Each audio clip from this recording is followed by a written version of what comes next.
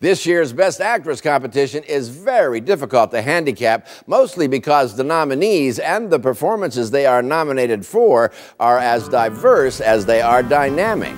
I'm pregnant. Ellen Page is the bright young star of Juno and a Best Actress nominee for the way she gets inside the attitudes and eccentricities of a pregnant teenager who decides on her own to carry the child to term and then give it up for adoption. And I already found the perfect couple. They're gonna pay for the medical expenses and everything. And what, 30-odd weeks, we can just pretend that this never happened. In your mind, who was this young lady you played so beautifully? Oh, Juno to me was just a really intelligent, mature, witty young woman who was extremely brave in a bit of a difficult situation, yeah. What do you hope most the movie says to people who see it? I don't know, this is going to sound ridiculously cheesy, but it kind of has an all you need is love quality. A lot of people who are learning to just be comfortable, you know, for who they are. If I could just have the thing and give it to you now, I totally would, but I'm guessing it looks probably like a sea monkey right now. I should let it get a little cuter, yes. Right? Great. Keep it in the oven. I will not punish my people for their beliefs. I'm assured that the people of England love their queen. My constant endeavor is to earn that love. Cate Blanchett and her return to the role of Queen Elizabeth in Elizabeth the Golden Age makes Cate a definite contender for the many dimensions she brings to her rendition of the 16th century ruler, faced with threats from the King of Spain and from her own heartfelt feelings for Sir Walter Raleigh, while an assassination plot on her life is uncovered with the future of England hanging in the balance. No reason to fear. The hidden qualities, the fact that she doesn't even, often how she acts, she's not even aware of how she's behaving, how extreme her behaviour might seem, because no one's ever said, certainly in her majesty, as you say, no one's ever said no. I too can command the wind, sir! I have a hurricane in me that will strip Spain bare if you dare to try me! Allez me chercher le patron, le qui m'offre le champagne. Je m'appelle Edith Piaf, j'ai fait des bêtises. French actress Marion Cotillard has some odds in her favor from the awards she's already won, a Golden Globe among them, for La Vie en Rose, and the wide-ranging portrait she paints of international singing sensation Edith Piaf, from her rise to fame in France as a young performer to her drug-induced death at 48.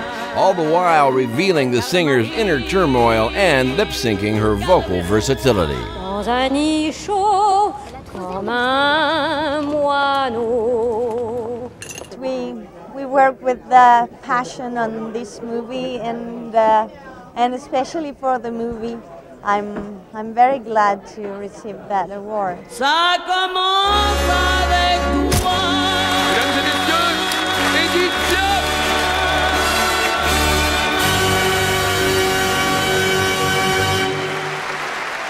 He's not that kind of doctor, Dad. He's a professor. I thought my boy was a doctor. Dr. Philosophy.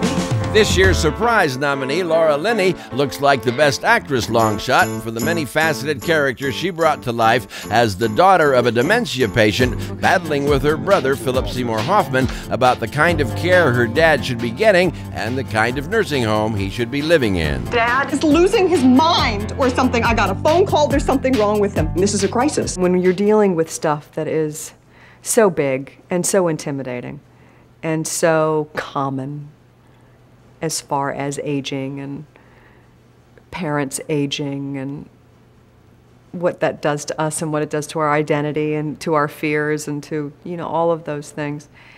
You know, the humor that comes out of that, I find sort of the most satisfying humor because I recognize it. You know, you're just like him. He never thought I could do anything either. Why are you comparing me to Dad? Comparing you to... What is the point? No! The You don't point think is I you have lied any to me. talent! You just don't think I can do it! You obviously don't think... I think all we can aspire to in this situation is a little bit of grace. Julie Christie's portrayal of a woman dealing with Alzheimer's disease and her husband's efforts to cope in Away From Her has a few awards already to her credit this season for the kind of characterization that's a lot more difficult than it may look. I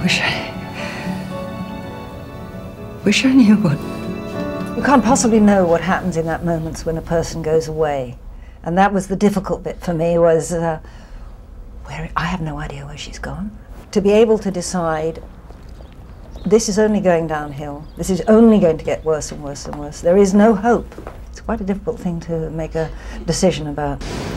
Half the time I wander around looking for something which I know is very pertinent. I can't remember what it is. All of which pretty much makes Julie Christie the front runner for this year's Best Actress Oscar. But as I said, it's not a race that's easily handicapped, nor is the contest for Best Picture, which we will consider when we come back. Why don't I own this?